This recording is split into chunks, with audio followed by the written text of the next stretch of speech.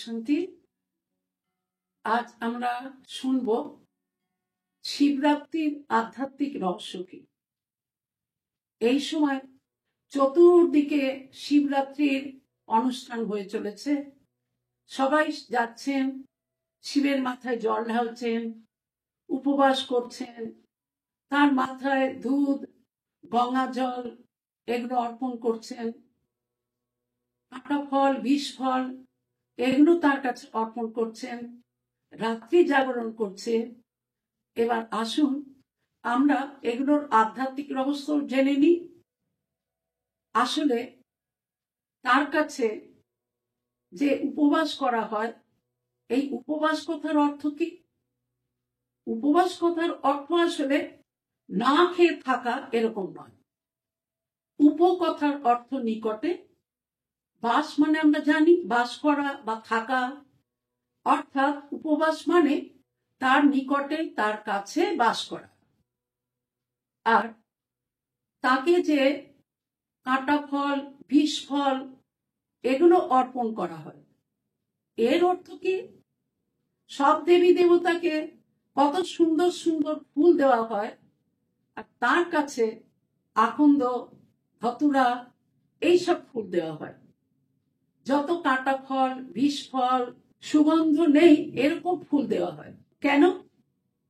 আসলে আমাদের মধ্যে যখন সমস্ত গুণের পরিবর্তে দুর্গুণ এসে যায়, যখন ব্যবহারে একে অপরের প্রতি দুঃখ দেওয়া হয়, অর্থাৎ কাঁটা বিধিয়ে দেওয়া হয়, তো তারই ফলস্বরূপ আমরা ঈশ্বরকে এই কাঁটা ফল, বিষ ফল অর্পণ করছি বা সুগন্ধ নেই এরকম ফুল অর্পণ করছি। তার অর্থ এই যে আমাদের মনে যে বিষ আছে, আমাদের মনে যে কাঁটা আছে, মলিনতা, এইগুলো আমরা ঈশ্বরের কাছে অর্পণ করে নিজেকে সুগন্ধিত ফুল বানাতে চাই।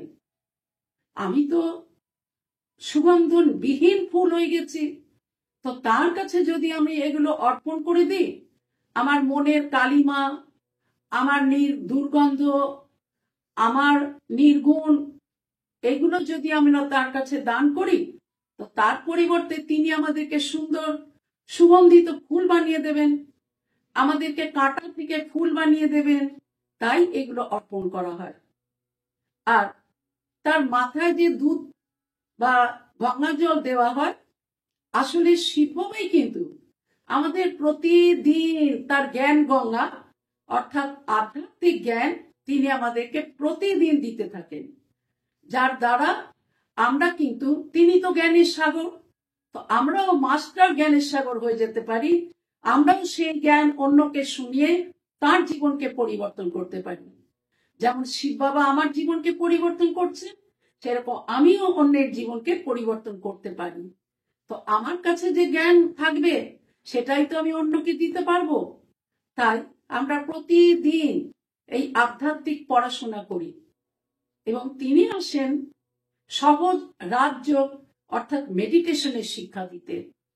অনেকেই মেডিটেশন শেখার একটা ইচ্ছা রাখেন, তো মেডিটেশন এই সহজ রাজযোগ হলো নিজেকে সূক্ষ্মাতি সূক্ষ্ম বিন্দু আত্মা নিশ্চয় করে পরম পিতা পরমাত্মা নিরাকার জ্যোতি স্বরূপ তার সাথে সম্বন্ধ স্থাপন করা বা তার সাথে নিজেকে কানেক্ট করা, নিজেকে সংযোগ করা।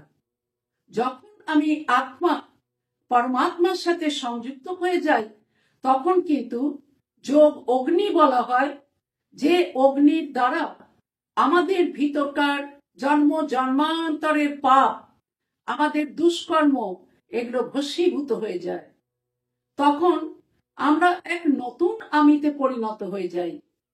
তাই আমরা প্রতিদিন এই রাজযোগের অভ্যাস করব, কারণ আমাদের বহু জন্মের পাপের বোঝা মাথায় আছে।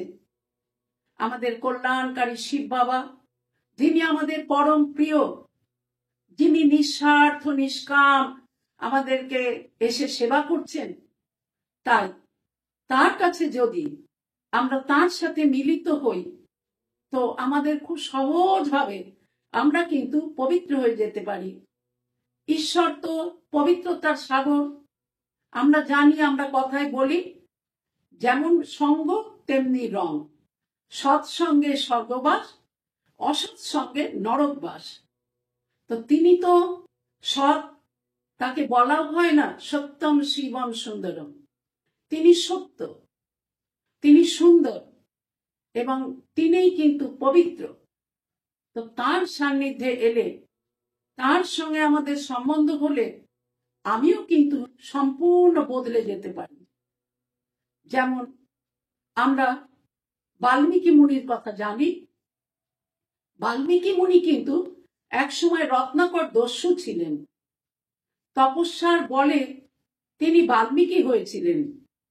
তাই আমরাও অনেক জন্ম ধরে যে অন্যায়, অপকর্ম, দুষ্কর্ম এগুলো করেছি, মানুষের মনে দুঃখ দিয়েছি, কষ্ট দিয়েছি, আঘাত করেছি, তো এগুলোই হলো কাঁটা বিঁধিয়ে দেওয়ার কাজ। তো এখন তার সান্নিধ্যে এলে, তার সঙ্গে সঙ্গ করলে আমরা কিন্তু অবশ্যই পরিবর্তন হয়ে যাব। আমরা কিন্তু সকলে চাই পরিবর্তন হতে, আমরা চাই শুধরাতে, কিন্তু আমরা পথ জানি না, তার উপায় জানি না। তাই আমাদের পরম প্রিয় ঈশ্বর শিব বাবা এসছেন এই ধরাধামে আমাদেরকে উন্নত বানাতে, তিনি আমাদের পরিবর্তন করতে, শুধরাতে, সেই দস্যু থেকে মুনি অর্থাৎ দেবত্বে উন্নীত করতে তিনি আসেন। তো আমরা এরই প্রতীক রূপে ঈশ্বর অর্থাৎ শিব বাবার মাথায় কাঁটা ফল, বিষ ফল, সুগন্ধিবিহীন মানে গন্ধবিহীন ফুল, এগুলো তার কাছে অর্পণ করি। তো এগুলোকে আমাদেরকে আসলে এইভাবে নিজেকে তৈরি করতে হবে। আর রাত্রি জাগরণ অর্থাৎ এই কলিযুগকে অন্ধকার রাত্রি বলা হয়। গীতায় বলা হয়েছে ব্রহ্মার 6 মাস দিন, 6 মাস রাত। আসলে সত্য আর ত্রেতা এই দুই যুগকে দিন বলা হয়। যখন আমরা জ্ঞানের আলোয় আলোকিত ছিলাম, দ্বাপর কলিযুগ, এই দুটো সময় আমরা অজ্ঞান অন্ধকারে ডুবে গেলাম। আমাদের ভিতর থেকে সমস্ত দেবত্ব, সমস্ত সদ্গুণ হারিয়ে ফেললাম আমরা। তাই এই সময়টাকে অজ্ঞানতারূপী রাত, অন্ধকার রাত, তমোগুণী সময় বলা হয়। এই তমোগুণী সময় তমোহর শিব তিনি আসেন আমাদের এই তামসিকতা থেকে পরিবর্তন করে আমাদের শতগুণী শতপ্রধান বানাতে। তাই এটাকে রাতের প্রতীক রূপে রাত্রি জাগরণ করেন। এই সময় এই কলিযুগী রাত অর্থাৎ তমোগুণী অবস্থায় কলিযুগের অন্তিমে মানুষ শিবের জন্য রাত্রি যাপন করেন, রাত্রি জাগরণ করেন। আসলে হচ্ছে আমাদেরকে এখন জাগতে হবে। আমরা আর অজ্ঞান নিদ্রা শুয়ে থাকতে চাই না, আমরা এবার জাগতে চাই, আমরা জ্ঞানের আলোয় আলোকিত হতে চাই। তাই এই রাত্রি যাপন করা হয়, এটা তারই প্রতীক। তো আসুন আমরা সকলে যে এতক্ষণ শুনলাম যে শিবরাত্রির উপবাস কাকে বলে, কাঁটা ফল, বিষ ফল, গন্ধবিহীন ফুল এগুলো কাকে বলে, রাত্রি জাগরণ কাকে বলে, এগুলো আমরা জানলাম। আপনারা এতক্ষণ শিবরাত্রির যথার্থ অর্থ কি সে সম্পর্কে জানলেন।